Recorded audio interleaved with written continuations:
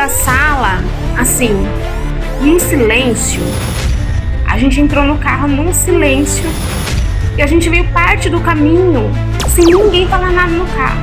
Eu acredito que eles não queriam nem tocar no assunto, porque acho que até eles não iam conseguir me dar nenhuma palavra de motivação naquele momento. A gente fala que é um silêncio ensurdecedor. É, as coisas da nossa vida, porque ela entrou na minha vida antes de eu ficar grávida.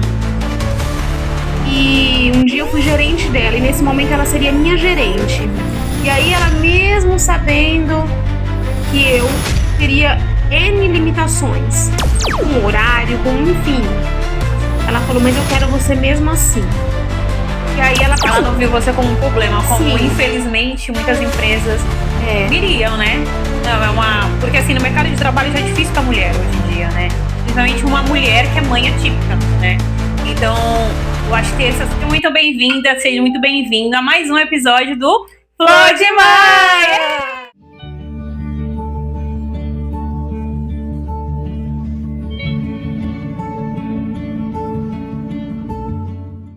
Meu nome é Rose. Meu nome é Sani. E hoje estaremos contando a história inspiradora da Sani. No primeiro episódio tivemos a minha história. Se você ainda não assistiu, corre lá no primeiro episódio para assistir. A gente conversou bastante, contamos sobre a história do Isaac, que é meu filho, que ele é autista. Então hoje a gente vai contar uma história de inspiração e de muito amor e fé da Sani, que tem um filho, que é o Gabriel, que ele tem um diagnóstico de uma doença rara chamada mielomeningocele. Hoje é uma história que vai tocar corações. Então esteja preparado, pegue o seu lencinho para... O nosso já tá aqui, ó. O nosso já tá aqui. Para você embarcar nessa história linda que iremos contar hoje.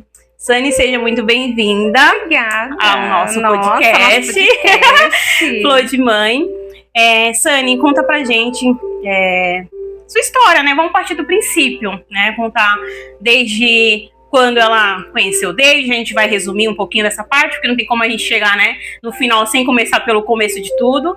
E ela vai contar pra gente um pouquinho dessa história, como que foi a gestação, como que foi esse início, né, de se programar para ser mãe. Então, assim, eu nunca fui aquela jovem que tivesse o sonho, nossa, um dia, né, vou ser mãe. Eu não me recordo de pensar nisso, né, na minha adolescência, né, na minha juventude. Porém, eu casei muito cedo. Então, eu conheci o David aos 18 anos e me casei aos 19. E aí, eu já tinha, né, achando, eu na minha ilusão de que eu poderia planejar tudo, todos os passos, próximos passos, próximos 90 anos da minha vida, eu achando que eu podia fazer isso. Então, eu falei pro David que o David sempre quis ter filhos, né? Mas eu queria curtir aquele começo de casamento, conquistar nossa casa própria, enfim. E assim foi os nossos primeiros 5 anos de casamento. Quando o David já estava, né? Queria ter filho. E eu tava nessa de, só depois que comprar casa, só depois comprar o carro. Aí depois eu falava, não, quando eu for promovida. E aí eu fui promovida algumas vezes na empresa em que eu trabalhava. E mesmo assim o desejo não vinha, né, de falar, é agora que eu vou ser mãe. Só que isso eu já estava eu estava com 25 anos. Até que eu peguei e falei, aí o meu próximo passo era fazer minha faculdade. Como eu casei cedo, né, eu acabei priorizando o casamento, a casa, tudo, e falei, bom, agora é hora de fazer a faculdade. E daí nessa hora eu falei pro David assim, então, isso era meados de julho, por aí. Maio, junho, por aí. Aí eu falei pro David, então é o seguinte, eu não vou fazer a faculdade agora, e a gente vai tentar eu engravidar nos próximos meses. Se eu não engravidar até dezembro, falei bem assim, porque eu mandava em mim mesma. Doce ilusão, né, que a gente tem. Se eu não engravidar até dezembro, eu vou fazer o vestibular e vou começar a minha faculdade. E aí eu acreditei que isso ia dar certo e fiz isso, e eu não engravidei até dezembro. Só que quando chegou em dezembro, assim, próximo do Natal, assim, na verdade, no começo de dezembro, Deus usou uma amiga minha, que é muito usada, assim, sabe, nas mãos de Deus. Ela foi na nossa casa e Deus mandou ela me falar que até o fim do ano Deus iria nos surpreender. Só que já nós estávamos em dezembro, né? Não sei o que passou na minha cabeça naquela época, que tipo de surpresa seria, mas eu acredito que eu não imaginei que fosse a gravidez, porque eu já estava tentando, já estava tentando há alguns meses, né? E aí, quando foi depois do Natal, eu né, acho que eu enjoei, eu não lembro de pensar que a minha menstruação atrasou, não, aconteceu alguma coisa que eu falei, será que eu tô grávida? E aí, perto do ano novo, fui fazer um teste de gravidez, já trabalhava em farmácia, aí deu positivo. Eu não acreditando, fiz outro. Não acreditando, eu fiz outro.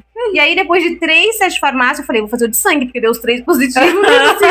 Não é possível que não seja. Aí eu falei, eita, né? Porque foi no limite do prazo em que eu achei que eu poderia controlar qualquer coisa. Enfim, aí, no ano novo, demos a notícia, né, para os familiares e amigos e tudo bênção, né? E é bênção, né? Sim. Porém, meio que fugiu, porque eu, nessa altura de dezembro, eu já tinha feito vestibular, entendeu? Porque eu já tava certo, falei, não aconteceu até agora, não vai acontecer agora, e agora só daqui 4 anos. Eu sou dona de mim. Eu sou dona de mim, daqui 4 anos, quando eu me formar, aí eu vou ser mãe. Só que não.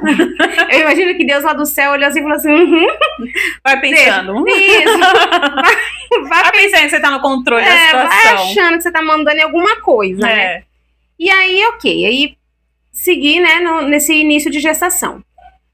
Tudo tranquilo, assim, na verdade, toda a minha gestação eu não tive nenhuma intercorrência comigo, né, na gravidez em si, mas ao 3º mês de gestação eu senti uma pequena dor, assim, de início, né, já tava no 3º mês, foi em fim de março, assim, eu senti uma dor, um incômodo trabalhando, e aí eu peguei e decidi fazer uma ultrassom de urgência, né, marquei pro mesmo dia, e não foi nada, meu Deus, que dor. Mas eu acredito que tenha sido o próprio Espírito Santo que me direcionou a fazer aquilo naquele momento.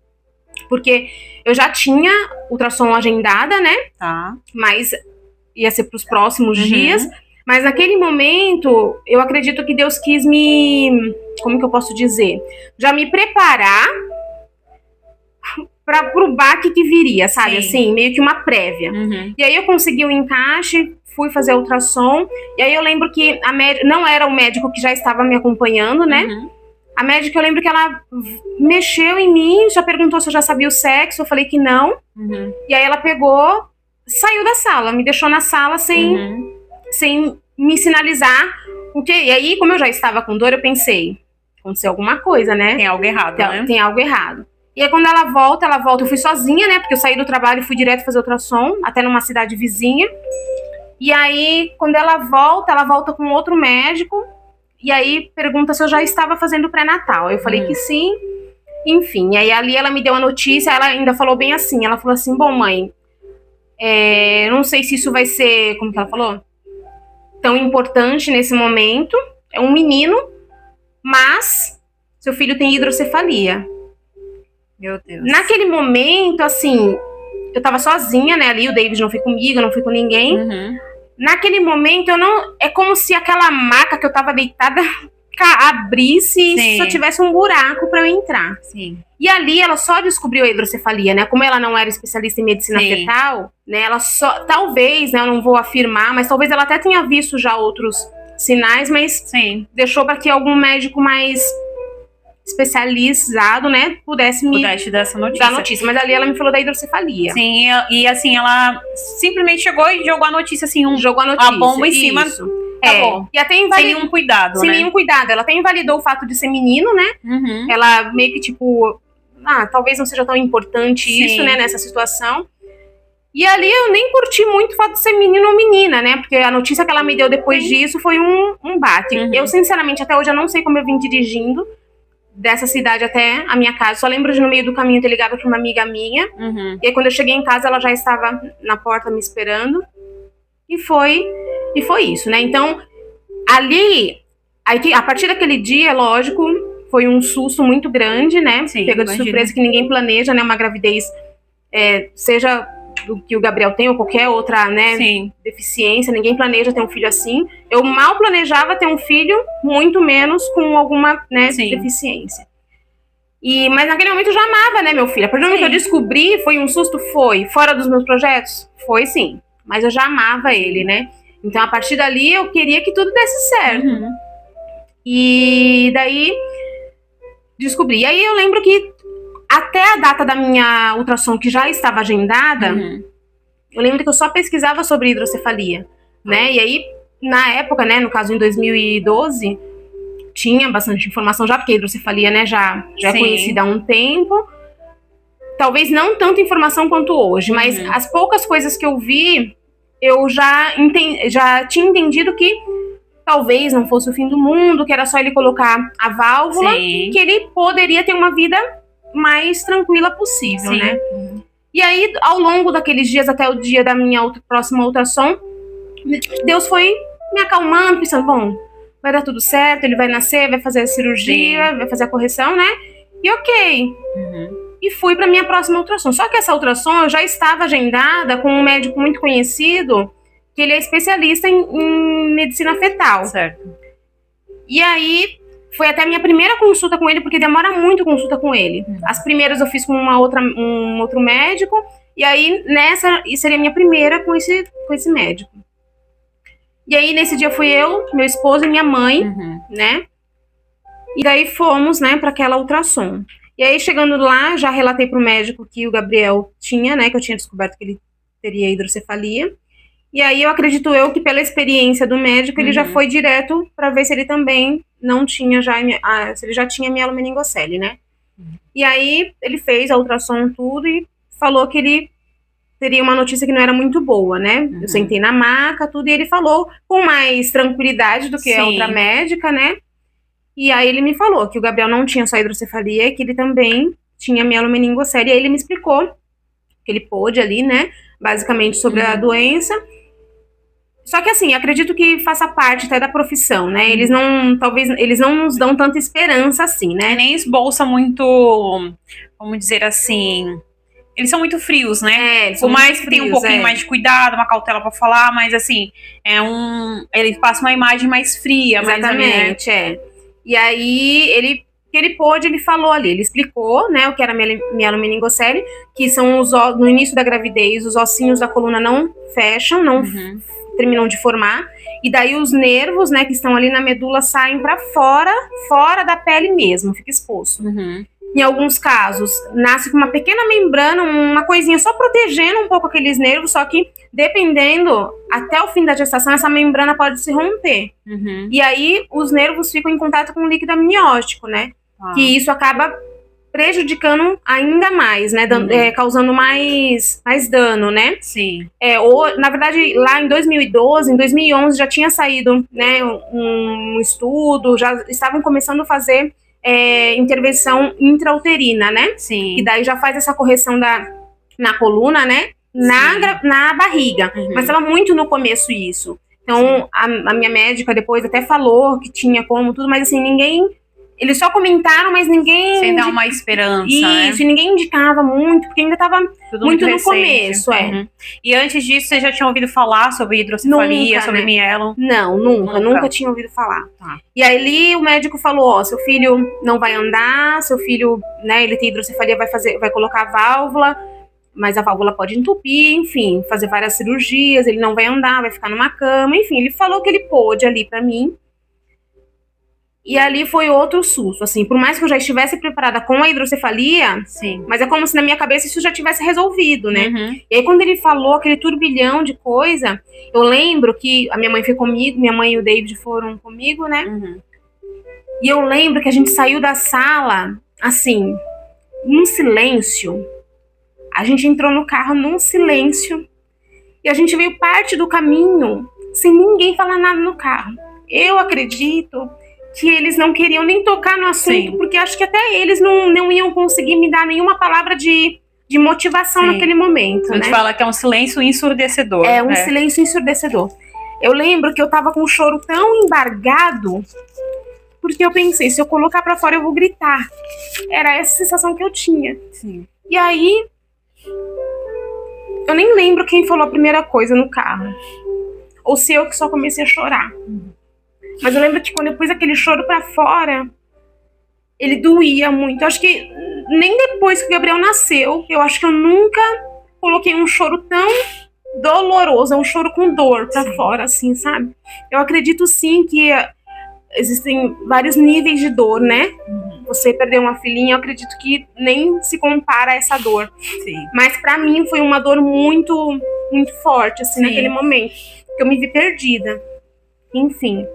E aí, a partir dali, foi uma luta uma correria, na verdade, né? Porque daí eu queria saber tudo sobre a doença, né? O que eu podia, eu pesquisava. A gente mergulha de uma forma assim, que, como se a gente quisesse, de qualquer forma, encontrar algo para, além de aliviar a nossa dor, Sim, né? Algo que você pudesse fazer de imediato para que isso pudesse não ser consertado, mas que você pudesse, de uma melhor forma possível, ajudar com que ele tivesse uma vida, pelo menos uma vida um pouco melhor, sim, né? Sim, exatamente isso. É como se eu já tivesse atrasada para uma coisa que eu poderia fazer alguma coisa, mas ao mesmo tempo eu sabia que não estava no meu controle. Sim. E ali foi a minha primeira experiência. Eu, né, nasci num berço evangélico, mas assim, foi minha primeira experiência onde eu descobri que eu não tenho controle de nada. Sim. E que por mais que eu tivesse muito dinheiro, eu podia ser a pessoa mais rica desse planeta, eu ainda assim não teria o controle dessa situação. Sim. Né? Então ali eu me vi, e eu sempre gostei de ter o controle de tudo, e ali foi meu primeiro baque, enfim. E ali eu comecei essa pesquisa para descobrir sobre a doença, os melhores médicos, né? Sim. Eu lembro que eu fui em muitos médicos, muitos ginecologistas, né? E obstetra. E eu lembro que assim, eu fui em tantos, eu fui em muitos. Eu não queria saber se era do convênio, se era do SUS. Eu só tava indo, eu só marcava. E falavam. Eu lembro que eu paguei um absurdo na época, numa consulta com um médico. E todos eles vinham com o mesmo relato, né? Essa parte de que, né, não há o que fazer, que a criança, né, quando a criança sobrevive, né? Enfim. Até que me indicaram para procurar um neuro. Procurei uma médica, e aí ela falou que ela não era especialista nisso, não tinha muitos casos, mas ela indicou um outro neurocirurgião, falou que ele era muito bom, tudo. E aí eu consegui a consulta com esse neuro, ele atendia pelo convênio. E ali, assim, foi questão de dias, tá? Então eu tô falando, parece que, mas assim, foi em dias eu consegui fazer um monte em várias consultas, tudo. E aí eu cheguei no doutor que, né, eu acompanho o Gabriel até hoje. E lá ele falou a realidade, sim, mas é quando você fala com alguém que entende do assunto, é diferente, né? Ele fala, ele não esconde nada, mas ele deixa claro de que ainda há uma esperança. Há uma esperança, né? Independente do diagnóstico, porque existe isso, né? Tem todo a gente tem que lidar com o diagnóstico da criança, o laudo, enfim. Existe toda essa preparação que a gente precisa ter, e eu acho que o profissional também precisa ter. Então, hoje em dia, o que a gente mais sente falta é a forma que os profissionais vêm dar essa notícia pra gente, né? Seja qualquer diagnóstico, mas seja aquele mais difícil que eles julgam como incompatível com a vida. Porque a única pessoa que tem o poder de vida ou morte é Deus. Então, eu acho que esse cuidado precisa ser, né, essencial.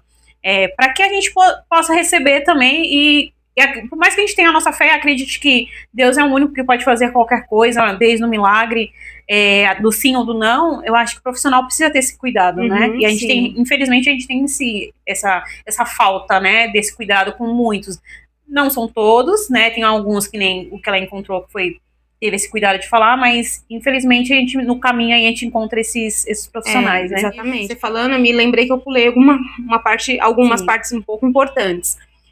Naquela fase em que eu estava pensando em engravidar ainda, Deus sempre falou comigo muito em sonho. E eu não vou relatar todos que eu tive aqui, mas alguns foram pontuais que só em saber que era Deus falando me dava força pro próximo passo, sabe? Sim.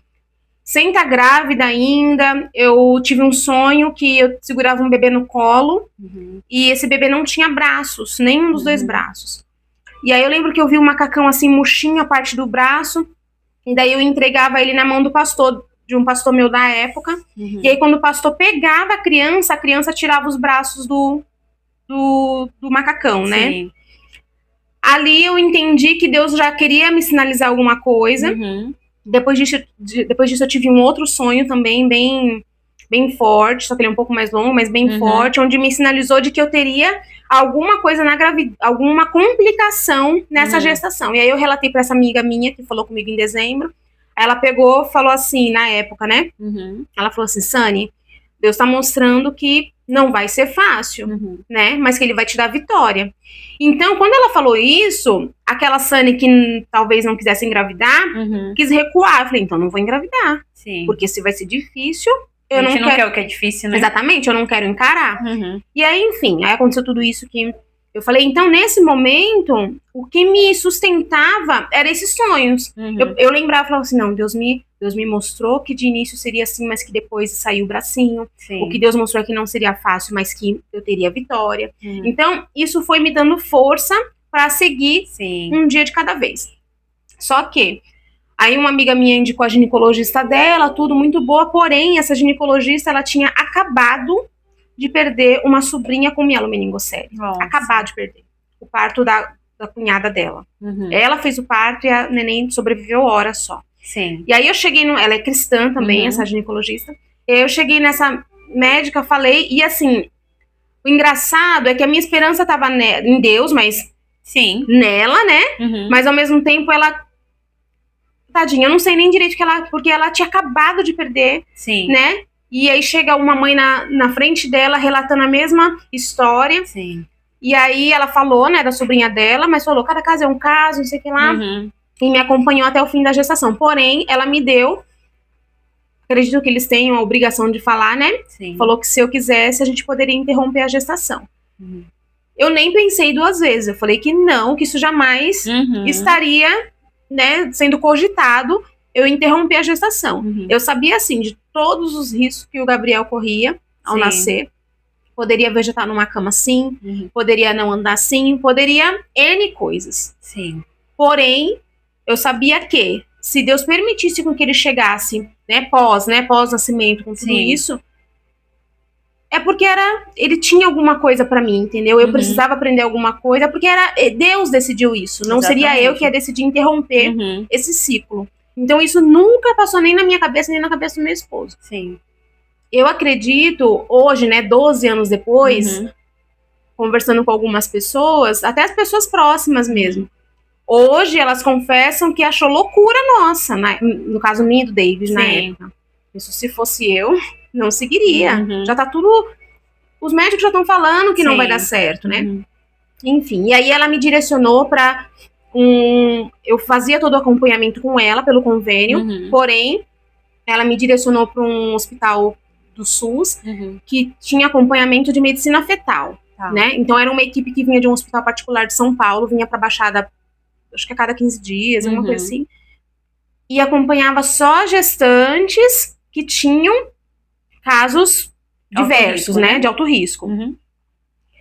E aí, pelo convênio, eu fazia fiz o pré-natal todo com ela, ultrassom, porém, a cada 15 dias, eu tinha que ir nesse hospital pra fazer o acompanhamento pela medicina fetal. E aí, chega lá, assim, era um corredor enorme, cheio de grávida, e cada grávida com uma história. Né? E ali foi a minha primeira situação em que eu me vi. Eu sabia que a minha história era difícil. Mas tinha outras pessoas mas ali. Tinha gente com história pior, né? E ali, Deus também foi alimentando a minha fé, sabe? É meio que eu pensava assim, por que comigo, mas ainda bem que eu também não sou aquela mãezinha, porque eu acho que eu não aguentaria ser ela, entendeu? É um confronto de sentimento, né? Porque você... Não é invalidando a nossa história, mas a gente sabendo que tem histórias piores. Sim, exatamente, E aí eu via aquelas mães e falava, meu Deus do céu, que história, né? Enfim, e aí a cada 15 dias eu passava pela medicina fetal. Porém lá, diferente das ultrassons que a gente tá acostumada, a gente não vê a tela, né? Então só os médicos que ficam vendo, porque eles nem veem a gestação, o tempo, assim, eles veem mais a doença em si, a evolução da doença, exatamente. E ali, a médica, desde esse primeiro momento, assim, isso já devia ser, sei lá, eu descobri no fim de março, já devia ser, assim, fim de abril, assim, né, muito rápido. E ali, a médica viu que a hidrocefalia já estava trazendo bastante dano ao cérebro do Gabriel, né? E ali também eles cogitaram, né? Falou se eu ia realmente insistir em levar essa gestação, né? Porque... Lembro que ela tinha outros colegas, né, com ela. E um deles pegou e falou assim, mãe, você tá sendo egoísta não querendo interromper essa gestação. Meu Deus. Porque você quer que seu filho veja outras crianças jogar bola e ele não poder jogar bola, né? E ali eu falei, não vou desistir. Se ele tiver que morrer, Deus vai permitir com que ele morra. É quase que como se fosse uma pressão psicológica para que você viesse a interromper a gestação, né? Talvez pelo que ele estava vendo, né? O que ele estava vendo não demonstrava nenhuma esperança, né? Porque para eles não era incompatível com a vida. Né? Exatamente, porque a lesão já seria muito grande, né? E daí eu falei que não, enfim, seguimos. Então a cada 15 dias nós íamos lá no Medicina Fetal e a cada 15 dias era essa frase de que a hidrocefalia já tinha causado muito dano, muito dano, muito dano. Paralelo a tudo isso, né? Todo mundo que a gente conhece em oração, né? Sim. Isso que eu ia te perguntar, na verdade, assim, como que foi pra sua família, né? Pra você já tá falando como que tem sido, mas como que foi pra sua família receber essa notícia de que estava chegando uma criança, né? Com limitações, deficiência, e que poderia não sobreviver. Como foi pro David receber essa notícia na primeira, né, ultrassom que você fez, que você foi sozinha, né? Então chegar em casa e ter que dar essa notícia, como que foi para eles receber isso? Então, o David, ele é muito tranquilo, né? Mas que ele tem essa cara de bravo, ele é muito bravo, ele é muito tranquilo. Então, eu não lembro de ouvir dele nenhuma frase que me trouxesse mais tristeza, sabe? Eu acredito que ele por dentro também estava muito mal. Mas naquele momento ele quis me transparecer uma força que acho que nem ele sabia que tinha, né? Acredito eu que ele chorou assim, oculto, sem eu ver. Mas eu em nenhum momento eu ouvi ele falar assim: tem certeza que vamos seguir com essa gestação? E agora, né? Eu sim, entrava nos meus momentos de crise e falava, mas né? E ele sempre, não, vai dar certo, vai dar certo. Então quando eu esmurecia, ele estava ali para falar, não, vamos seguir. Quanto à minha família, né, os meus irmãos, a minha mãe, assim, também eu nunca ouvi deles, né, desista. Mas dentro deles, hoje, né, 12 anos depois, eu sei disso. Dentro deles, eles também estavam achando que era loucura, né? Por mais que também eram cristãos, né, são cristãos, mas é como se, filha, tem certeza que você vai insistir numa gravidez dessa, sabe? Ninguém falou, mas ficava subentendido isso. Mas também ninguém falou, não faz, sabe? Assim, enfim, ficou no ar isso. Eu não saía espalhando pra todo mundo, então quem me via achava que era uma gestante normal. A minha médica me afastou do trabalho, né? Na época eu era gerente. E aí eu tinha outras pessoas para coordenar, eu não conseguia pensar em tudo ao mesmo tempo. Então, a partir dali, ela já me colocou de licença. E aí eu passei o restante da gestação em casa. Assim, quem me via realmente não achava que eu estava carregando uma criança com um destino tão já, né, estabelecido de que nada ia dar certo. Mas tinham dias que eram mais difíceis, né? Como eu estava mais em casa, então não ocupava muito minha cabeça com outra coisa, tirando a rotina de casa mesmo. Tinha dia que eu acordava chorando e ia dormir chorando. Você questionou Deus? Eu não lembro de questionar Deus, mas eu lembro que tinha um louvor que estava muito em alta na época, que é o do Thales, né? Que é aquele Jesus pode escrever a sua história de novo, olha o que ele fez comigo. E eu lembro que eu me trancava no banheiro, ouvia esse louvor, era como se eu tivesse o tempo todo ouvindo Deus, ele pode escrever algo novo, vai acontecer algo novo. E aí vinha o louvor, vinha os sonhos, eu sabia que tinha muita gente orando, e aquilo foi me dando força. Então eu não lembro de questionar, mas quando eu me via nessa posição de fragilidade, eu colocava esse louvor e acreditava, ele vai escrever algo novo. Tá vindo algo melhor por aí, né? E aí, a cada 15 dias nós fazíamos essa ultrassom no Medicina Fetal. E a cada 15 dias os médicos falavam isso. E todo mundo orando e seguimos a gestação. Eu não quis, assim, quem me conhece sabe, né? Eu sou, hoje não mais que Deus tem me melhorado, mas eu sou muito seca, né? Então, tudo que eu vejo que eu tenho risco de me ferir, eu crio uma barreira. E como por mais que eu acreditasse, eu sabia que se não fosse da vontade de Deus que ele sobrevivesse, Deus iria recolher. Sim. Então eu não quis montar um quarto, não quis fazer chá de bebê, não quis comprar roupas, enxoval. Eu não quis. Eu fui na loja e comprei roupas para fazer a mala da maternidade. Era isso que eu tinha. Eu tinha uma cômoda, né? Porque querendo ou não, as pessoas me davam coisas. E pus uma cortininha no quarto só. Nada. Eu não comprei nada, tirando as coisas que eu ia levar pra maternidade para fazer a mala. Sim. Devido à mielomeningocele, ele não poderia nascer no parto normal, né? Sim. Então ele teria que nascer a partir da 38ª semana, pra ser uma cesárea, já com tudo planejado, né? E aí, como a cada 15 dias, no medicina fetal, eles viam a evolução da hidrocefalia e o que ela já estava causando, aquilo pra gente era o que mais afetava. Por quê? A gente sabia, assim, que ele podia não andar, né? Enfim. Mas como o cérebro já estava com esses danos, a gente sabe que o cérebro, se o cérebro estiver em perfeito estado, pra gente já é uma grande vitória, né? Já tem uma chance, né, de alguma coisa. Sim. E aí eu lembro, como a gente fazia a cada 15 dias, quando foi 15 dias antes do parto que já estava agendado, e sempre era a mesma médica que fazia essa ultrassom no medicina fetal.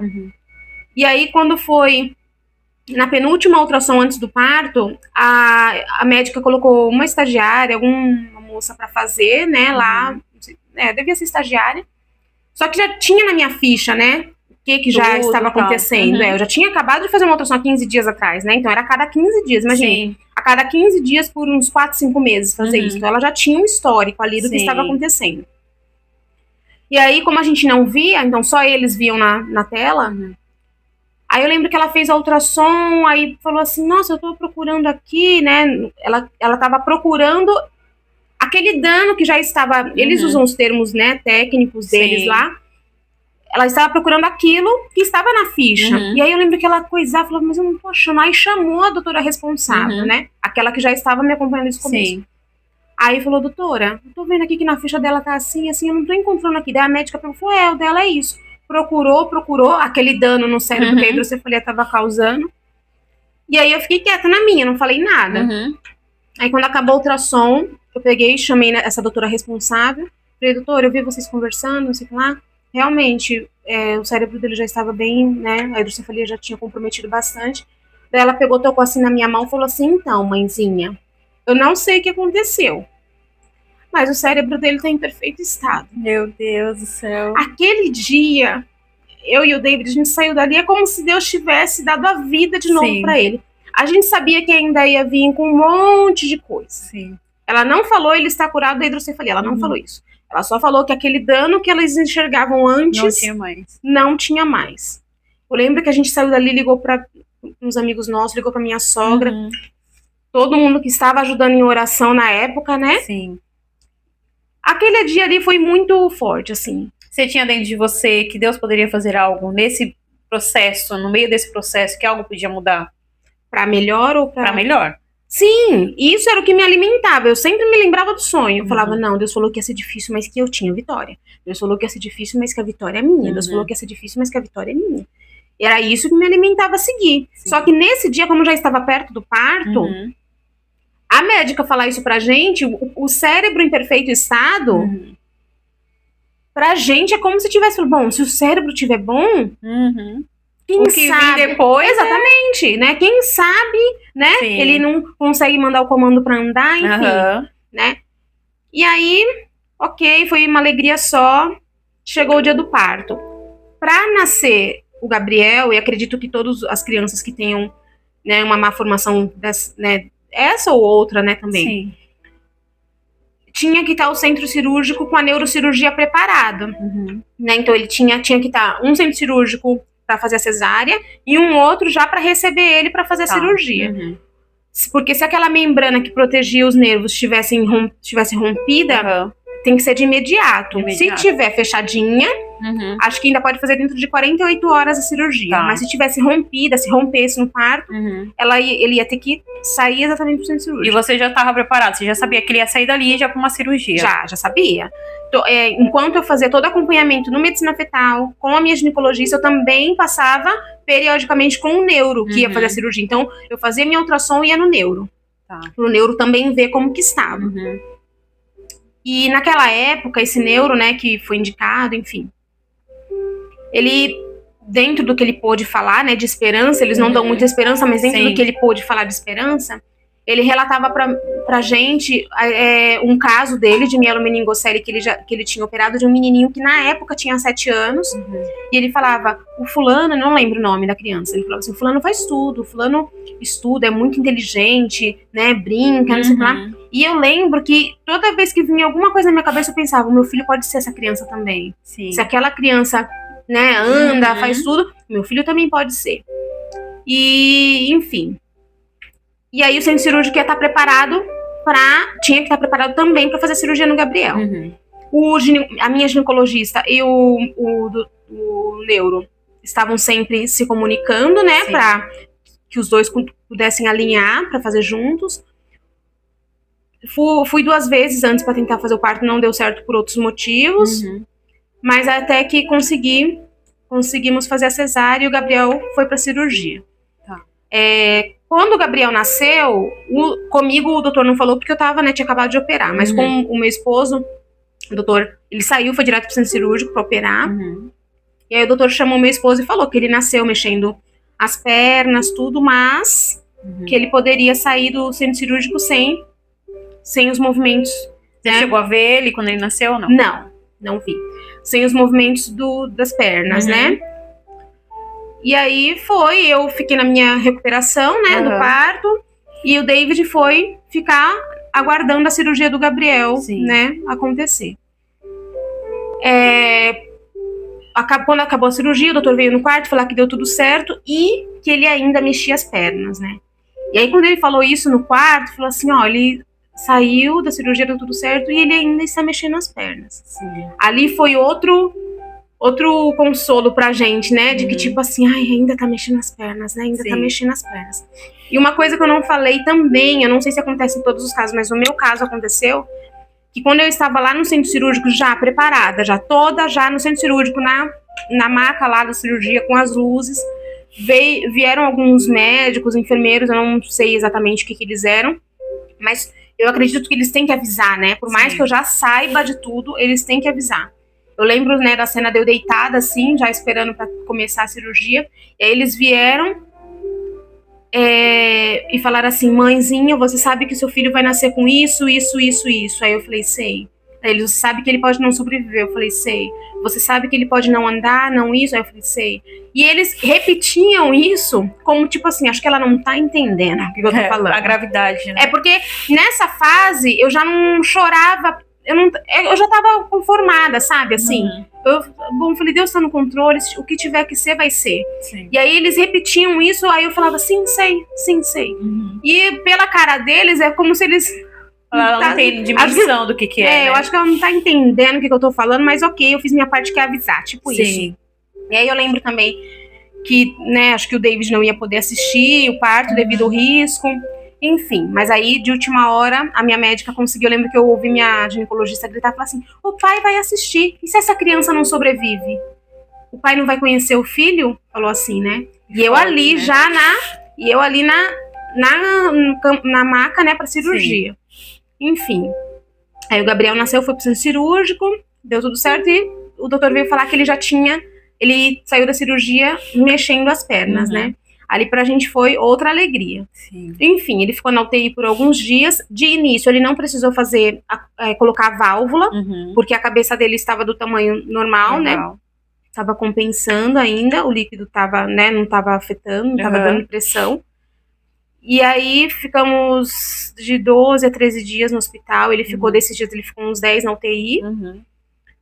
E aí, quando o doutor deu alta pra gente, o doutor falou que ele não ia colocar a válvula de início, porque a cabeça dele estava do tamanho padrão, né? Não tava tendo pressão. Mas que era para eu procurar um pediatra que medisse a cabeça dele uma vez por semana. Então eu tinha que achar um pediatra que toda semana medisse a cabeça dele. E se houvesse algum crescimento fora do normal, para eu procurar ele, porque ia precisar colocar a válvula, né? E assim foi. Eu consegui uma pediatra que Eu só ia nela só pela mídia cabeça, ela nem fazia nada, né? No tempo certo fazia, mas semanalmente era só media. E aí o Gabriel nasceu em agosto. Segui isso por toda semana. Quando foi em dezembro, né? Agosto, setembro, novembro, dezembro. 4 meses depois, nesse período de uma semana, a cabeça dele tinha crescido muito acima do esperado. Hoje, vendo as fotos, né? Na época eu não tinha, acho que vendo, a gente não tem muita noção. Mas hoje, vendo as fotos dessa fase, né? A gente via que a testinha dele até brilhava. É como se realmente estivesse já causando né, uma pressão. Porque como não fazia pressão, assim, e a mielo, né? No caso é sacral, e ele mexia. Então, por mais que tenha sido meu primeiro filho, aparentemente ele era uma criança, né, normal. Assim, não teria... Quem olhava não dizia que ele tinha alguma coisa. Mas já com 4 meses, vendo as fotinhas, você vê que a cabecinha dele tava mais... A testa tava mais brilhosa, como se estivesse mais esticada mesmo. E aí, ela falou, ó, mãe, procura o neuro, porque a cabeça dele cresceu, eu não lembro exatamente quantos centímetros tinha crescido, mas cresceu fora do normal, do que ela tinha medido há uma semana atrás. E aí, procurei o médico, aí ele, né, fez toda a papelada de internação, de cirurgia, e aí fomos pra ele fazer a cirurgia. De início, para evitar colocar a válvula, porque a válvula o corpo pode rejeitar, né? Pode haver rejeição e aí tem que ficar refazendo. Para evitar colocar a válvula, o doutor tentou primeiro fazer uma neuroendoscopia, que é um furinho, né, lá na parte, acho que nos ventrículos, não sei direito, mas lá no cérebro, para que esse líquido escoe. Né? Ele fez um furinho aqui, fez o furo, ficamos 1 ou 2 dias no hospital, ele deu alta.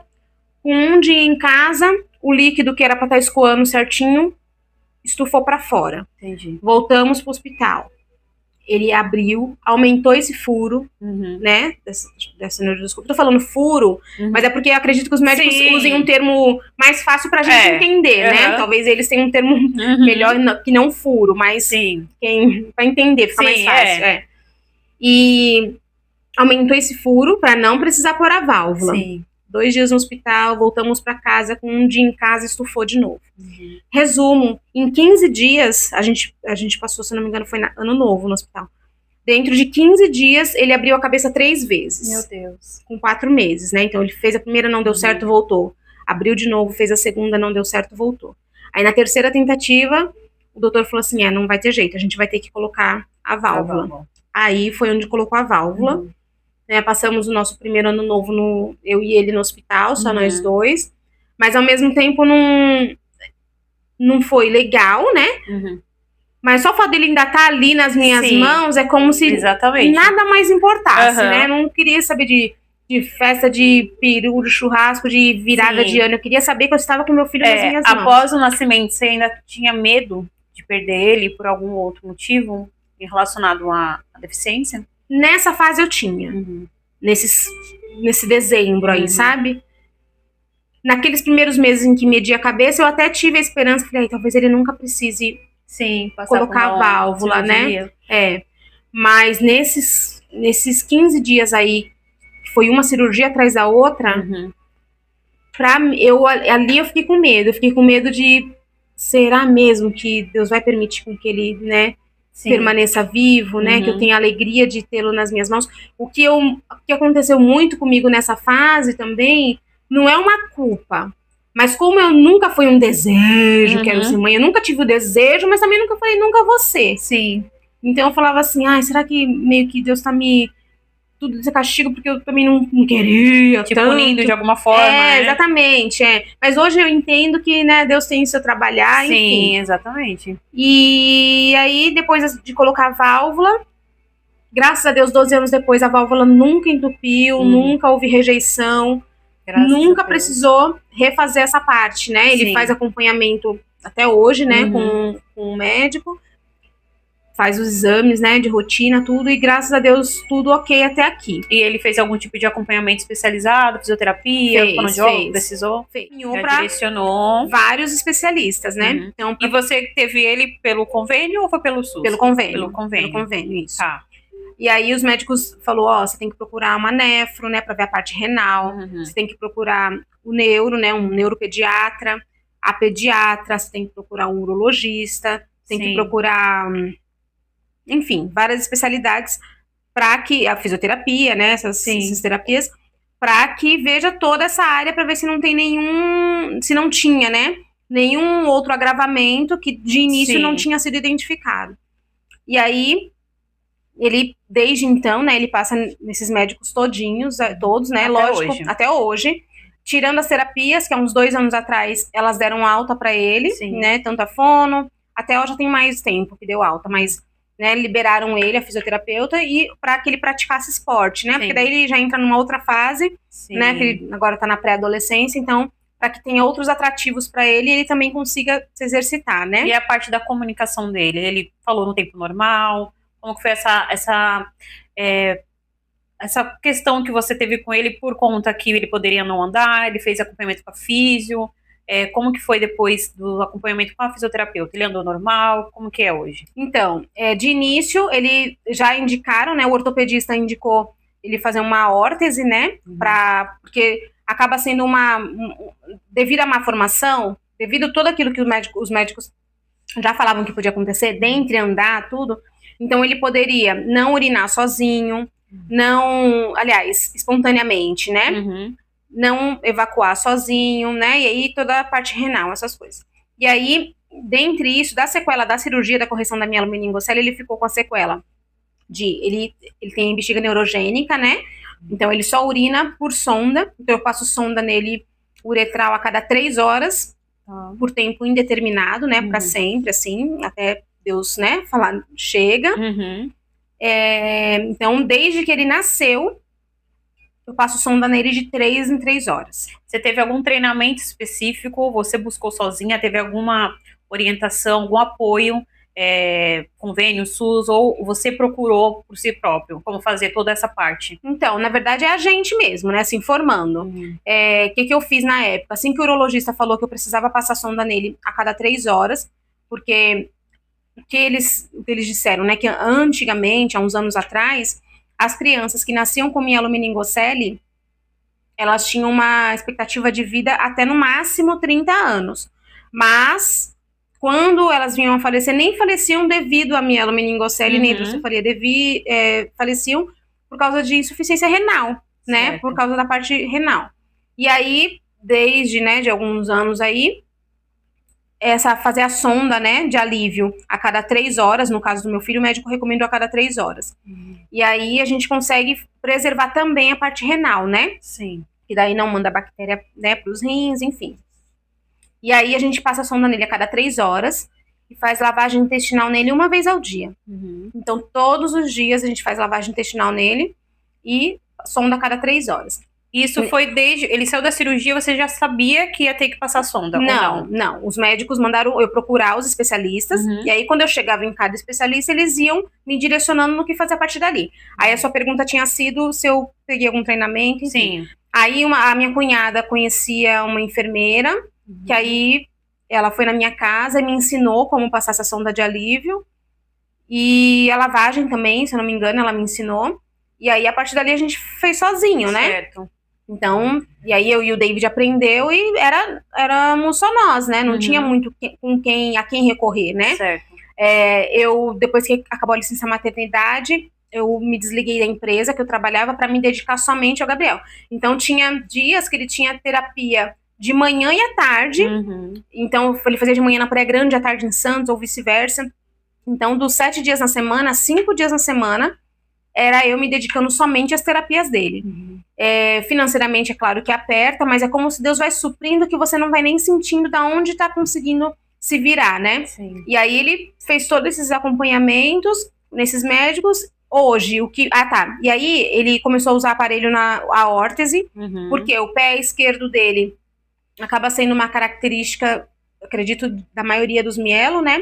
Tem o nome certo, que eu não me lembro agora, que o pezinho dele nasce mais pra cima, assim, e aí a órtese iria corrigir isso. Ele ficou, o pé direito dele, ele não sente nada, ele sente a perna toda, mas o pé direito ele não sente nada. O pé esquerdo ele sente, porém, com essa deformidade, né? Sim. E aí a órtese iria fazer essa correção, né? Deixar o mais correto possível o pé, e iria dar mais estabilidade pro pé direito, que não tinha tanta força, né? E aí, terapia com órtese infinitamente, né? Sempre. E aí, quando ele tava para fazer 4 anos, o médico mudou de órtese para tutor, né? Que aí é um aparelho mais longo, que vem até a coxa, e daí dá mais firmeza para ele, né? Estabilidade pra ele andar. Mais estabilidade, exatamente. Mas você perguntou se ele andou na fase certa, né? Não, ele não andou na fase certa, porém, é igual, os médicos falavam, ó, Sani, ele não, pode ser que ele não consiga sentar por causa do peso, né, da cabeça, não sentar na hora certa, tudo. Ele até sentou na fase certa, eu sabia que o andar ia ser mais tardio mesmo, porém, assim, eu não me limitava a isso que o médico falava, não vai andar, coisa assim. Eu não queria saber quem ia chegar na minha sala. Se você chegasse na minha casa, naquela época, tem aqueles tapetinho borrachado, mas além dos tapetinhos, era cobertor em tudo. Sim. Por quê? Eu pensar, na minha cabeça eu tinha assim, bom, ele já vai começar mais tarde. Se eu limitar ele num carrinho, vai ser mais tarde ainda. Então, eu largava ele no chão. Quanto mais deixar ele à vontade. Exatamente. Quanto mais deixar à vontade, melhor. E ali ele ia pegando força, né? Pra erguer, ficar mais tempo com a cabeça erguida. Isso mesmo. Né? E aí ficando em pé, e se apoiando nas coisas. E aí quando ele começou a dar os primeiros passos, já depois de 1 ano, né? Já com quase 2 anos, dar os primeiros passos com o tutor, né? Apoiando no sofá, nas coisas. A gente adaptou um puff que a gente tinha na época, o David colocou rodinha no puff, que daí eu e o David, a gente sentava no puff e ficava andando com ele na casa. E aí quando ele descobriu que aquele puff andava, ele mesmo usou o puff de andador e saía empurrando esse puff pela casa inteira, porque tinha rodinha. E assim, era meio que sem medo de se machucar, é melhor se machucar, mas... Você nunca limitou ele, né? Nunca limitei, assim. Talvez o limite estivesse só na minha cabeça, mas ao mesmo tempo que estava na minha cabeça, eu não permitia isso, eu não permitia com que eu executasse esse limite, porque eu sabia que era uma coisa da minha cabeça e que isso não ia fazer bem para ele e para a evolução dele, entendeu? Exatamente. Mas ele fez acompanhamento, no caso das terapias, até uns 3, 4 anos atrás, né, da TO, há uns 2 anos teve alta da físio. E ele teve alguma sequela neurológica ou não? Neurológica, ele não teve nenhuma sequela. Graças a Deus, hoje ele tá na 7ª série, né? Muito inteligente, estuda na escola, né, comum, não precisa. Ele tem atendente, sim, na escola hoje. Esse ano é o 2º ano que ele tem atendente. Mas até a 5ª série ele não tinha nenhuma atendente, né? Conseguia desenrolar sozinho na escola. Hoje, devido a gente ter mudado ele de escola, né? A lei exige, né, com que ele tenha um atendente, então é cumprido isso. A atendente tá mais para auxiliar ele hoje em outras questões, né? Porque ao longo desses anos a gente vai descobrindo outras coisas também, né? No ano passado nós descobrimos que ele tem TDAH também, e era algo que eu como mãe já notava algumas coisas, mas como a escola não me relatava nada disso, eu meio que achava que era coisa da minha cabeça, né? Ele também passa, né, ainda por psicólogo, né, tudo isso. Enfim, aí nós descobrimos o TDAH. Então, hoje a atendente, ela auxilia ele caso ele tenha alguma emergência. Como que eu posso dizer? Emergência na parte da urina, essas coisas. E para ele não se perder muito ali na atividade. Foco, o foco, Mas a gente logo acredito que vai entrar com uma medicação para ajudar ele a focar mais. E como que é essa parte hoje para ele da sonda? Porque ele cresceu, né? Não é mais uma criança, um bebezinho, mas que a gente queira sempre estar ali perto acolhendo. Mas como foi esse processo? Você teve que ensiná-lo a fazer a sonda. Hoje vocês ainda fazem, ele que faz sozinho. Como que é para ele fazer isso também? Então, conforme ele foi crescendo, eu também pulei uma parte. Desculpa, eu tô pulando umas coisas aí. Gente, releva, tá? É muita coisa. A gente, detalhes, é uma história, né? São muitos detalhes.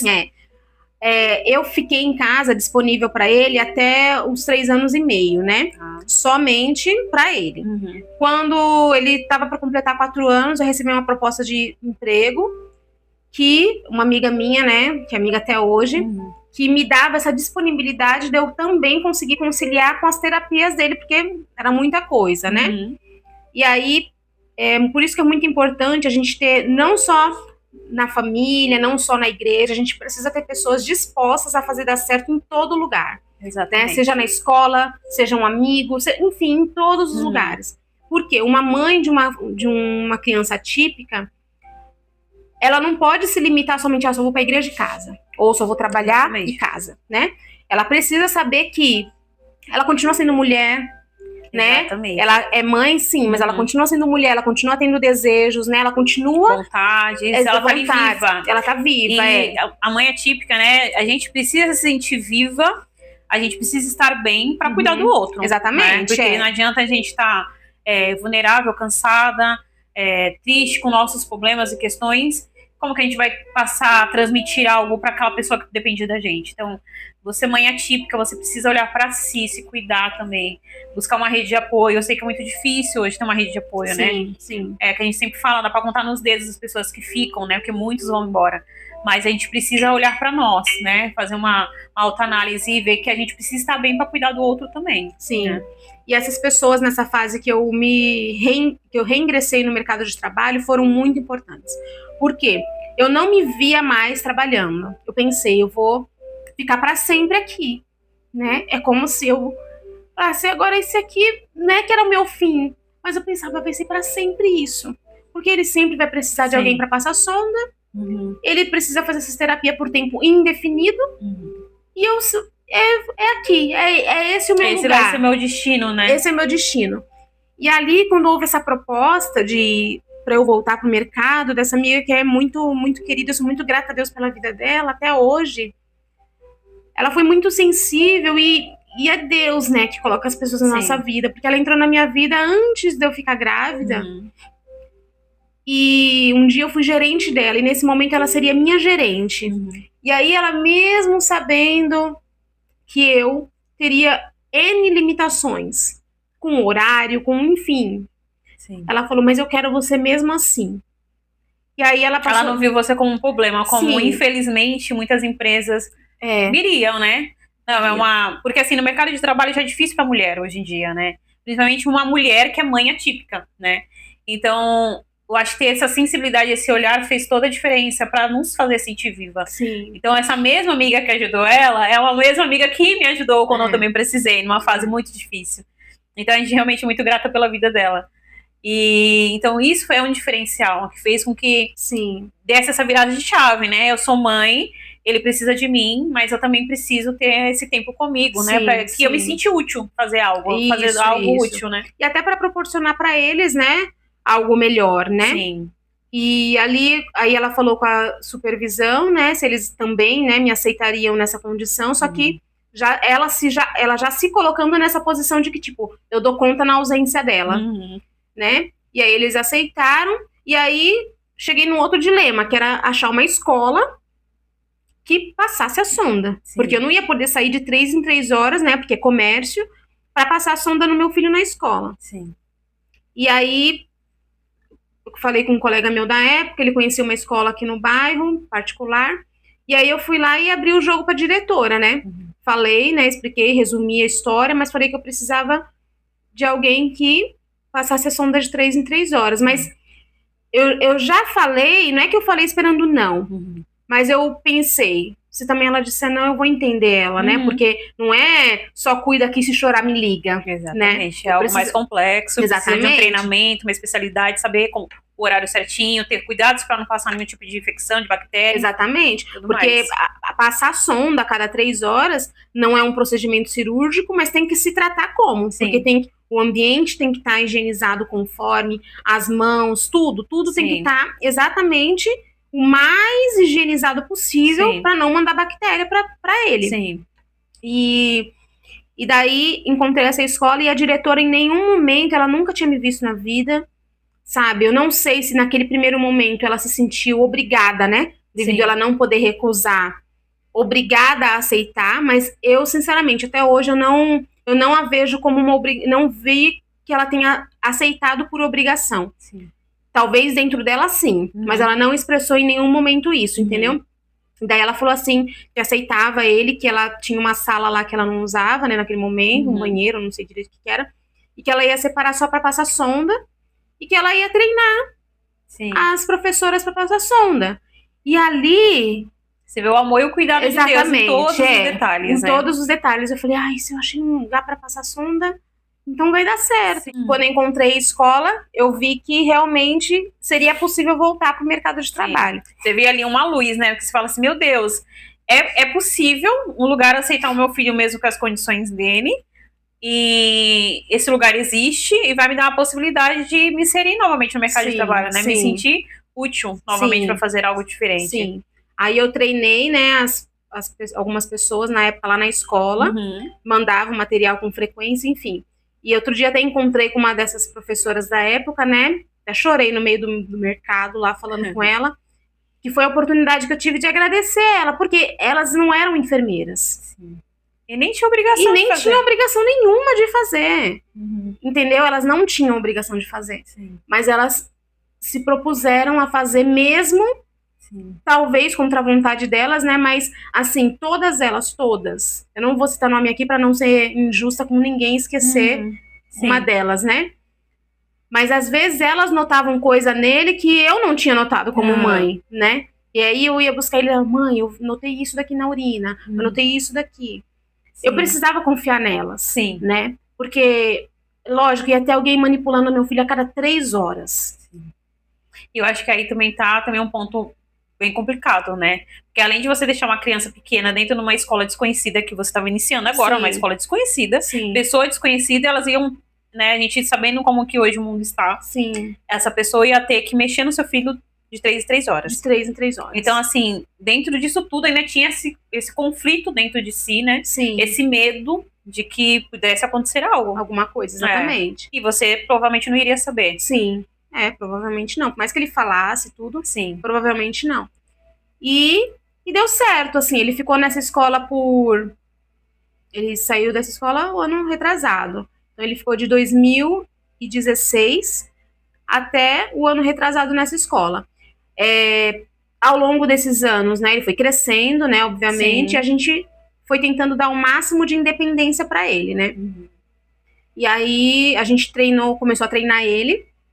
Acho que quando ele tinha uns 8 anos, 7 para 8 anos, a gente começou a treinar ele para ele passar sonda sozinho. E ele tem esse entendimento do que ele tem? Vocês conversaram com ele, chegou a conversar com ele, falar, olha, Gabriel, você nasceu assim, assim, assim, assado. Então, para ele, o normal é isso, né? Na verdade, assim, você até comentou no seu vídeo, é a mesma coisa. Assim como que para mim, eu penso que eu não saberia ser mãe de uma criança típica, hoje falando, porque o que eu conheço de maternidade é ser mãe, é pegar um filho com uma cirurgia nas costas, entendeu? É ter que passar sonda de 3 em 3 horas, saber que ele não vai falar, quero fazer xixi, ele não tem essa, né, não vai, eu que tenho que ir lá e passar, estando ou não com vontade, tem que ser passada a sonda. Então, assim, para ele, é isso, a vida é isso para ele, né, no sentido de passar sonda. Então, ele nunca nos questionou, mas isso sempre foi muito claro para ele. Por quê? Porque conforme eles vão crescendo, pelo menos eu e o David, nós vimos a necessidade de também plantar nele essa fé que nos fez seguir até aqui. Entendeu? Então, não tem como falar, Deus permitiu com que você viesse assim. Se um dia ele disser basta, irá bastar. Mas se ele quiser que você viva assim pro resto da vida, ele vai continuar sendo Deus. E mesmo assim você vai ter que seguir, né? Então a gente tentar depositar nele essa fé que nos moveu até aqui, né? E aí é onde entra a gente relatar para ele frequentemente, né? Deus te ama, mesmo sendo assim, e siga, ore para que Deus traga a cura definitiva para sua vida. Mas se a cura não vier, continue orando, porque ele continua sendo Deus na sua vida, entendeu? Porque a gente sabe que ele começa a entrar numa fase de adolescência que eles têm uns conflitos deles internos com eles mesmos, né? Uma criança típica, a gente já sabe que tem aqueles conflitos. E é uma criança típica, então é um pouco mais complicado, né? Porque tem que explicar tudo mais, e é uma coisa que ele vai começar a conhecer o corpo dele também. Sim, exatamente, E aí a gente começou a mandar, a treinar ele, passar sonda nele. É óbvio, se eu falar pra você que eu gosto de ver ele passar sonda, eu não gosto, porque pra mim tem que estar tudo extremamente, né? Mas tá dando certo, né? Porque eu explico pra ele, eu falo assim, filho, a bactéria vai pra dentro de você, você precisa ter todo o cuidado, lave essas mãos direito, né? Mas enfim, né? Que é bem feito, faça você. Então até ele ter esse entendimento de que o prejudicado é ele mesmo, se ele não fizer tudo exatamente como tem que ser feito, né? vai ter essas briguinhas. Mas hoje, ele passa a sonda sozinho, né? Eu e o meu esposo, nós revezamos à noite só para passar sonda nele, né? Porque, na verdade, entrou uma outra questão, né? No fim de 2023, a gente começou com um novo episódio do quê? Coisa que foi novo pra gente. A gente, na verdade, nunca nem tinha ouvido falar que poderia acontecer, né? Sim. Uma possibilidade igual convulsão. A convulsão a gente sabe que ele pode ter por conta da hidrocefalia, né? Sim. Mas isso que começou a acontecer foi algo novo, assim, pra gente. Ele começou a ter desmaios no meio da passada de sonda, né?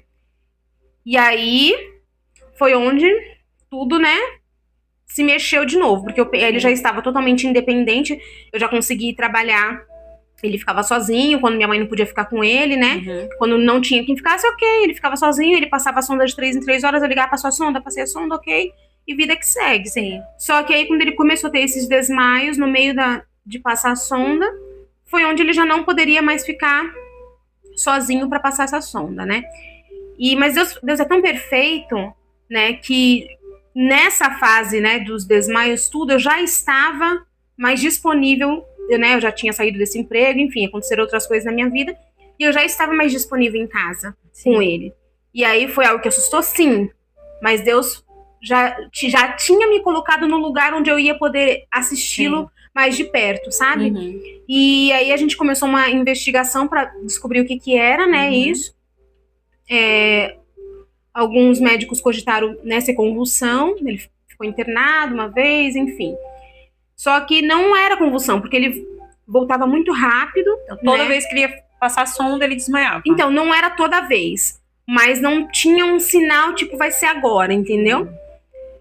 E aí a gente começou uma investigação, isso, a primeira vez que aconteceu foi em outubro de 2023, e a gente conseguiu mesmo saber o que é agora, no mês de fevereiro, que a gente descobriu. Demorou um tempo. Para descobrir. Por quê? Porque até pode ser comum para alguns médicos, mas não no meio da passada de sonda.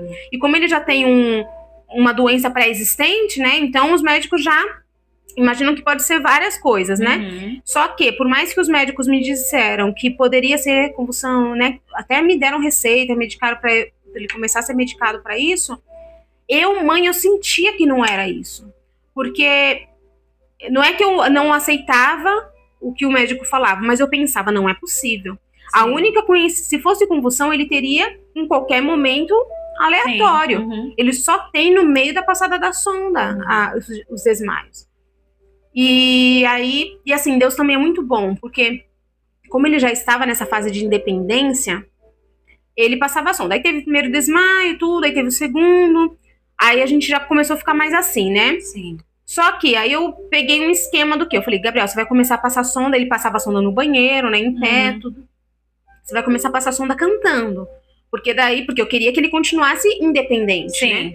E aí eu falava, mãe, se eu estiver na cozinha, no quarto, na sala, eu vou estar ouvindo você cantando. Se eu ver que alguma coisa aconteceu, eu corro lá. Sim. Né? Entra a estratégia da mãe, né? Então, assim, é um assunto muito interessante, porque eu não sei se tem uma mãe que esteja passando por isso, às vezes tem alguém que está passando por esse momento, né? Tem um filho com mesmo diagnóstico e está tendo essas experiências também, né?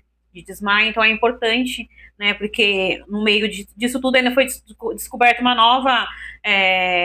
nova limitação dele, né? E que é importante você, mãe, também tentar descobrir o que está acontecendo, né? Se tem algo que esteja acontecendo com seu filho, desmaio na passagem de sonda, então fica ligadinha aqui, porque você vai ter uma virada de chave. E aí eu meio que não aceitava muito isso de convulsão, não por ser a convulsão, mas porque eu via um ponto que tinha muita coincidência. Se fosse convulsão, não ia ser exatamente na sonda. E aí eu, por conta, fui investigando, né? Eu conversei muito com você nessa época, para tentar né, ver, achar alguma coisa que poderia ser, até que eu vi algo sobre síncope vasovagal, né? Comentei com os médicos deles, né? Não deram muita importância, até que eu relatei para esse neuro que fez essas cirurgias nele quando ele era menor. E aí ele foi o primeiro que validou o que eu falei. Aí ele falou, pode ser. E aí ele me explicou referente, né, esse nervo vagal, que é um nervo, ou é um similar, que é responsável exatamente pelo esvaziamento da bexiga. E aí, como tinha tudo a ver, na tinha verdade, tudo a né? ver, porque se era no momento em que a bexiga estava esvaziando, e é o nervo que faz isso, então Sim. teria sentido o que eu estava falando. E daí ele passou o exame, enfim, aí no exame conseguimos ver que realmente era isso. Sim. E foi um alívio, porque eu fiquei com medo. Falei, gente, se no exame não acontecer nada, eu vou continuar sem o diagnóstico, né? Orei muito, falei, Senhor, eu preciso descobrir o que é, né? E graças a Deus, assim, né? A gente consegue dar até graças a Deus mediante outro diagnóstico, né? É aquilo, né? A gente, na verdade, fica aflita por não descobrir o que tem. Exatamente. Porque a gente quer descobrir pra poder tá tratando, né? Tá tratando, exatamente. E aí a gente descobriu que realmente é, né, síncope vasovagal. E aí dentro disso, né, até ele fazer o exame e a gente descobriu o que era, quando o médico já validou o que eu falei, quando esse neuro já validou a minha suspeita, o que ele indicou? Ele falou assim, então, se for isso, né, não tem muito o que fazer, ele falou, a não ser ele já se preparar para desmaiar, caso aconteça. Então ele tem que estar num local onde ele não se machuque, fazer a sonda sentado. Aí não tem nenhum tratamento, não tem medicação, não tem nada que possa fazer. Não tem o que fazer. Né? A não ser evitar o gatilho, né? Só que no caso dele, como o gatilho é urinar, não tem como. Não tem como ele evitar urinar, né? A gente até pergunta pra ele, filho, você não sente nada antes? Nada? Um sinal, fica tudo verde, tudo azul, tudo rosa. Ele fala que não sente nada antes. Ele simplesmente ele tá, igual eu ia até falar, né? Que eu já tava mais disponível em casa, ele tava independente. Porém, das vezes que ele desmaiou, vinha algo dentro de mim, assim, ele já fazia sonda sozinho, né? E aí eu entrei nesse esquema dele cantar, mas vinha algum start na minha cabeça, assim, no meu coração, que do nada, no meio do dia, eu pensava, essa sonda eu vou fazer. O motivo, não sei, mas eu falava, essa eu faço. E aí calhava de eu fazer e exatamente naquela ele desmaiava. E ainda bem, né? Porque banheiro é cheio de quina, cheio de coisa, né? Da última vez até que aconteceu com ele em pé, porque depois a gente mudou o jeito e não aconteceu mais. Mas ele até, porque ele tá pesado, eu não consegui segurar, né? Ele se machucou. Então, se é sozinho, pode se machucar, né? E aí, quando o médico validou a minha suspeita, a gente passou a mandar ele fazer a sonda sentado no quarto dele. A gente adaptou tudo, adaptou assim, né? Pra que ele passasse a sonda sentado, porque se desmaiar, ele vai pelo menos cair num lugar mais confortável, né? Mas aí ele continua no esquema de cantar. Então ele se tranca no quarto dele, passa a sonda, e a gente tá aqui só ouvindo ele cantar. Às vezes ele dá pausa pra respirar, não. Já bate o desespero, no louvor, meu coração quase sai pela boca. Gabriel! Gabriel! Aí ele, ai mãe, só tô respirando. Né? Mas faz parte. A gente se adapta a essa nova rotina, né? E os desmaios são longos ou é coisa rápida? Ele desmaia e já volta? Ele desmaia, volta, porém, ele só volta da última vez até, o David estava comigo, que ele não tinha presenciado ainda, né? E da última vez, eu afobada, né, gritando, eu esqueci de levantar as pernas dele, porque uma vez ele aconteceu esse desmaio durante um exame. E a enfermeira que tava falou assim, sempre levanta as pernas dele que ele volta logo. E aí eu esqueci de levantar a perna dele, enfim. Aí, enquanto ele estava no chão, filho, ele não voltava. Aí eu reparei que a gente não tinha erguido a perna dele. Aí eu peguei e falei assim, David, levanta a perna dele, levanta a perna dele. Aí quando o David levantou a perna dele, daí eu falei, Gabriel, daí ele já vira assim, oi. Só que assim, o estranho é que ele não volta nem fraco. Nada, ele volta, nada tivesse acontecido. Ele volta como se ele tivesse, tipo assim, se eu estiver conversando com ele, por exemplo, né? Que normalmente, depois de começou a acontecer, eu passo a sonda e fico olhando pra ele, né? Pra ver se eu vejo alguma coisa diferente. Porque o olhar dele fica longe, né? É como se ele fosse desligando mesmo, assim. E aí eu pego e falo, tudo bem, tudo bem, tudo bem? E aí, quando ele volta nesse momento do desmaio, ele volta como se nada tivesse acontecido. Não volta, oi, não. Ele volta, oi. Normal. Aí eu falo, tudo bem? Ele fala, tudo. Tipo, como se ele literalmente tivesse desligado e ligado. Exatamente. Enfim, aí esse foi o nosso último desafio, né, com ele. Mas, graças a Deus, Deus tem dado força. A gente já se readaptou a essa nova rotina, né? Lógico, eu fico mais limitada sim, né? A gente procura não... Hoje, a gente até deixa ele sozinho, mas por período curto, né? Então, como a gente passa a sonda a cada 3 horas, então se eu tiver que sair, por exemplo, ele passa a sonda, eu saio, eu sei que eu tenho 3 horas pra voltar. Pra ele passar a próxima sonda. E aí ele tá direcionado a não ingerir muito líquido, né? Pra que a bexiga não encha antes da hora. Mas Mas é isso, graças a Deus. Como assim, você sempre foi de um lar cristão, você praticamente nasceu, né, no berço cristão. Como que tua fé te ajudou nesse todo o processo? Porque olha para trás, a gente vê tudo que, né, tudo que você viveu, tudo que você passou. Como que tua fé te ajudou? Como que você conseguiu se agarrar naquilo e falar assim, não, Deus prometeu, Deus vai cumprir, e você não se desvencilhou daquilo, né? Não esmureceu, não... Acredito que deve ter tido algum momento realmente que você, né, se sentiu mais fraca, mas como que Deus e tua fé te ajudou nesse processo? Então, é muito bom falar isso, porque às vezes, né, talvez, né, algumas pessoas pensem que, nasceu na igreja, tá tudo certo. Né? Tá tudo certo, cristão, né? Nossa. Não esmurece. Só que não, né? Não tem luta. Só que não. Eu nunca me desviei, né? Porém, eu tinha dentro de mim, até comentei outro dia com a minha irmã, né? Ela acha estranho, mas é um fato que não tem como, assim. Eu tinha dentro de mim de que quando eu via testemunhos falando assim, Deus me tirou disso, Deus me tirou daquilo, eu pensava, eu não sei nem de onde Deus me tirou, né? Porque eu não tenho eu tenho um antes da maternidade, sim, né? A gente sabe que Deus vai nos forjando, né, ao longo da nossa caminhada. Disso eu tinha ciência. Mas eu acredito que hoje, 12 anos depois, quem me conheceu antes do Gabriel, quem me conhece hoje, não é a mesma Sani, sabe? Eu acho que se Deus hoje me desse a oportunidade de voltar 12 anos atrás e falar, eu vou te dar um filho perfeito, ou o Gabriel, o que você quer? E eu ia escolher ele do jeito que ele é. Até com a chatice, porque ele tá chato. Ele tá pré-adolescente, tá chato. Mas eu ia escolher ele. Gabriel tá nos bastidores, tá? Só escutando a mãe aqui falar dele. O sarrafo vai correr solto depois. Eu ia escolher ele exatamente do jeitinho que ele é. Porque se não fosse ele com essas lutas, com tudo isso que a gente passou, eu não seria a Sani que tá aqui hoje à sua frente. Sinceramente, nós não estaríamos nessa mesa. Exatamente. Entendeu? E aí eu consigo ver, você perguntou da fé, né? Como que é a fé? É algo que a gente vai, como que eu posso dizer? A fé que eu tenho hoje não é a mesma fé que eu tinha aos 19 anos, né? Então é como se a gente fosse igual academia, né? A gente vai fortalecendo, né, o músculo. Então é uma fé que foi sendo fortalecida ao longo desses anos. É claro que Deus fala muito comigo através de sonhos, né? Isso também me ajuda muito, porque Deus sempre me alerta antes do que, vai acontecer. Exatamente. Então isso também já me dá uma garantia do próximo passo, onde pisar, né? Sim. Então isso também me ajuda, mas não adianta falar que Deus só vai falar comigo, Deus só fala comigo se eu não acreditar que é Ele falando comigo. Porque eu tive fases onde eu tinha sonhos, mas eu nem em nenhum momento eu pensava que tivesse sido um sonho de Deus, entendeu? Deus ter me dado. Então nós temos que estar mais sensíveis, né? Buscando mais a Deus, né? A Ele na palavra, em oração, numa vida, né?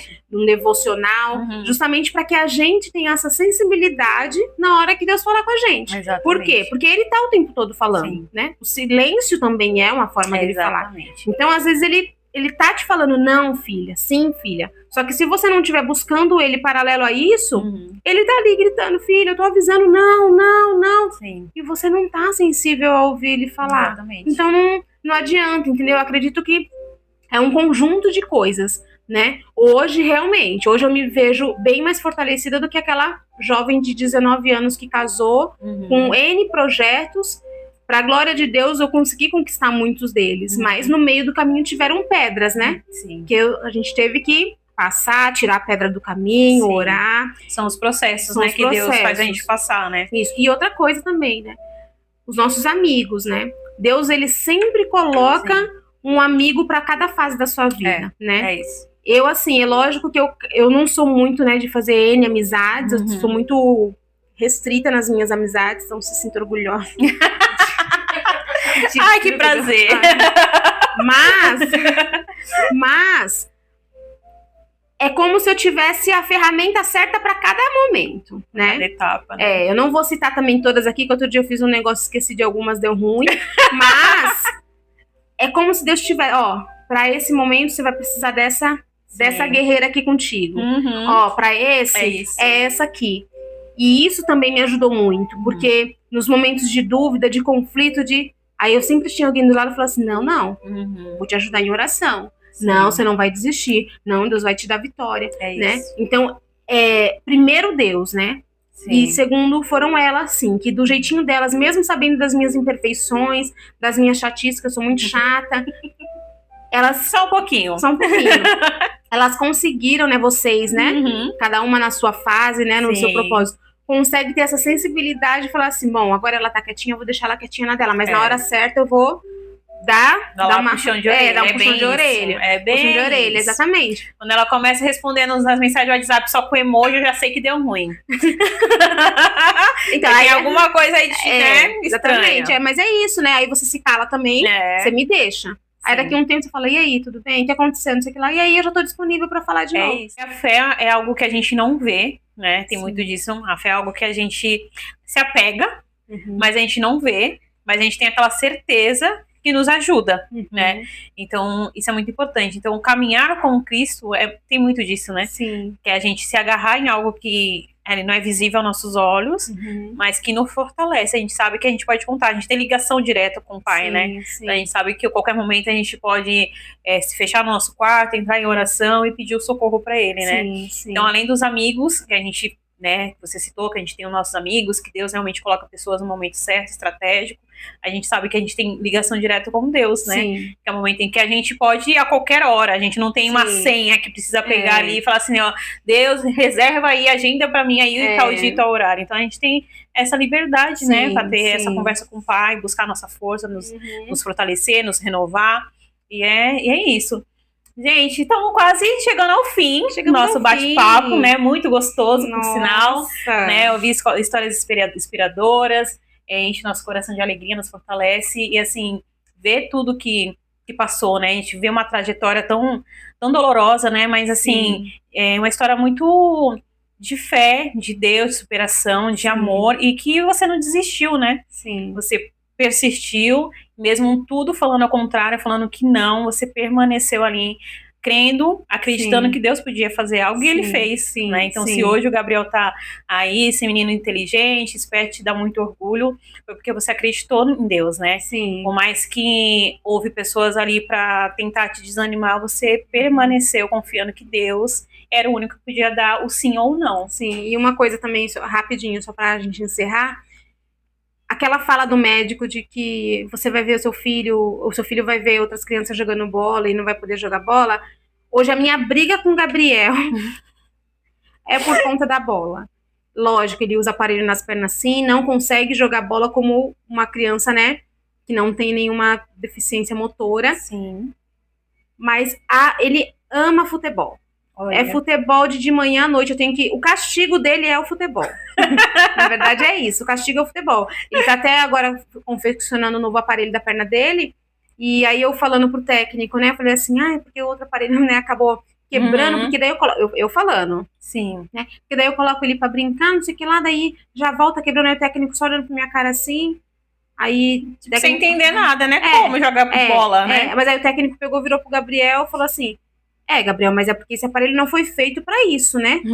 E realmente né? O aparelho, entende-se de que a criança que vai usar aquele aparelho não vai ter grande impacto, né? E aí ele usa o aparelho pra jogar bola, jogar, né, basquete, enfim, brincar com o primo, fazer várias coisas.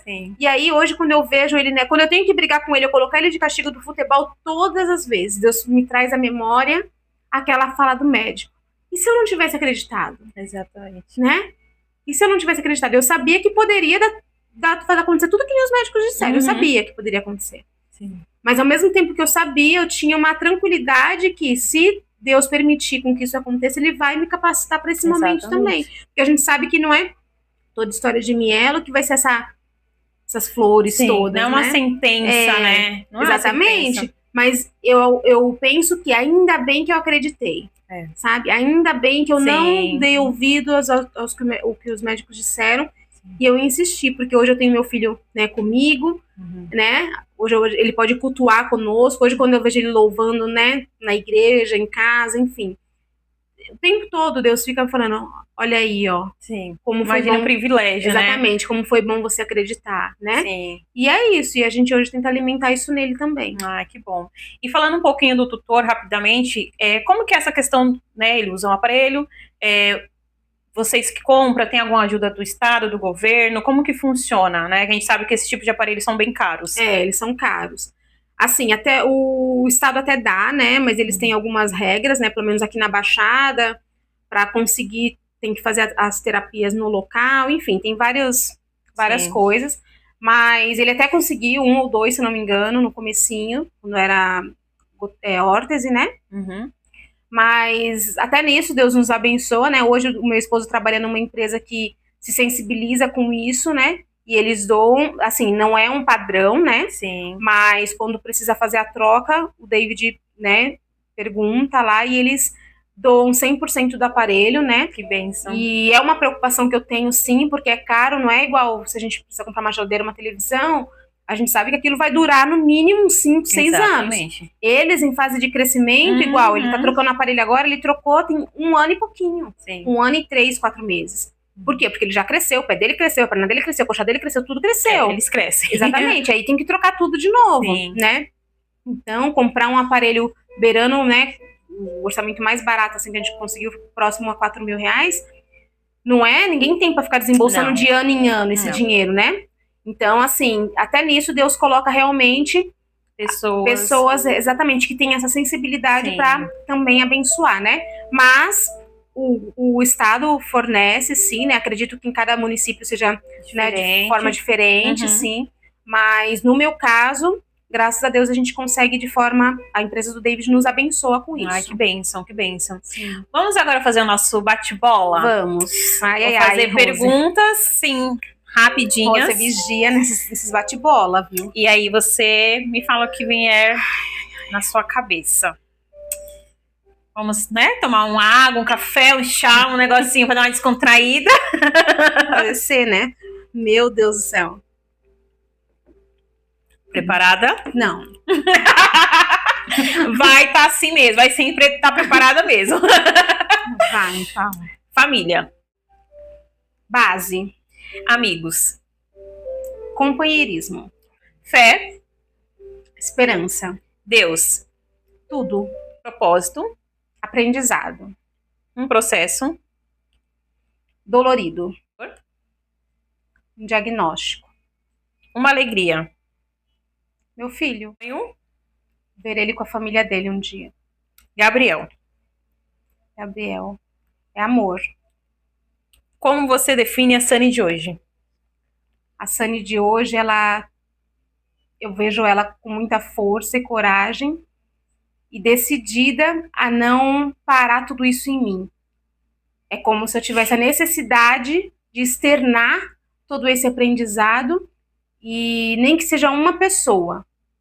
Mas se eu souber que essa uma pessoa teve coragem de seguir adiante por conta do que Deus decidiu fazer na minha vida, para mim, eu já vou ter ganhado a vida, sabe? É saber que não parou em mim toda essa história. Ela conseguiu alcançar pessoas. Ai, gente, tem como se emocionar, né? Uma história tão linda e que não tem como a gente se emocionar e sentir, né, todo esse amor de Deus, esse cuidado com a gente. É isso. Acabamos por aqui, né? Foi muito episódio. Bom. Muito bom compartilhar com vocês. Nosso segundo episódio. É gratificante demais estar aqui compartilhando essa história linda, né? Teve a minha história, agora teve a história da Sunny. Vão vir muitas outras histórias também, com certeza emocionantes, de fé, de amor, de superação. Espero que vocês tenham gostado, que vocês continuem aqui ligadinho com a gente, né? Para que vocês possam se emocionar também. E juntos a gente levar, além de tudo, a palavra de Deus, né? Crendo que o Senhor pode todas as coisas e que, independente de qualquer diagnóstico, Ele quem dá a palavra final, tanto do sim como do não. Foi um prazer, meninas, estar com vocês. Não esqueçam, compartilhe essa história para que outras vidas venham ser alcançadas também através desse vídeo. Pensem naquela pessoa que está precisando ser motivada hoje. E é para ela que você tem que mandar esse vídeo. É isso, gente. Obrigada por ouvir o Flor de Mãe. Se essa história tocou seu coração, compartilhe com alguém que precisa se sentir acolhido hoje. Até o próximo episódio e lembre-se, toda flor tem a sua raiz na coragem. Até o próximo episódio. Tchau. Tchau, tchau.